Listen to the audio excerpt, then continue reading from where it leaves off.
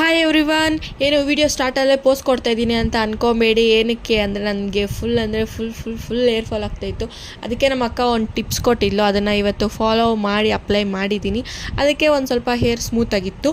ಅದು ನನಗೆ ಕಂಪ್ಲೀಟಾಗಿ ಏರ್ ಫಾಲ್ ಸ್ಟಾಪ್ ಆಗಿ ಮತ್ತು ಹೇರ್ ಗ್ರೋತ್ ಆದರೆ ನಾನು ನಿಮ್ಮ ಹತ್ರ ಶೇರ್ ಮಾಡ್ತೀನಿ ಏನಂತ. ಆಮೇಲೆ ನಾನು ಇನ್ಸ್ಟಾಗ್ರಾಮಲ್ಲಿ ರೀಲ್ಸ್ ನೋಡೋವಾಗ ಒಂದು ವಿಡಿಯೋ ಬಂದು ಗೋಲಿ ಬಜ್ಜಿ ಮಾಡೋದು. ನಾನು ಫಸ್ಟೇನು ಅಂದ್ಕೊಂಡಿದ್ದೆ ದೋಸೆ ಹಿಟ್ಟಲ್ಲಿ ಮಾಡೋದು ಅಂದ್ಕೊಂಡ್ಬಿಟ್ಟಿದ್ದೆ. ಆಮೇಲೆ ಗೊತ್ತಾಯಿತು ಮೈದಾ ಹಿಟ್ಟು ಮತ್ತು ಮೊಸರಲ್ಲಿ ಮಾಡೋದಂತ.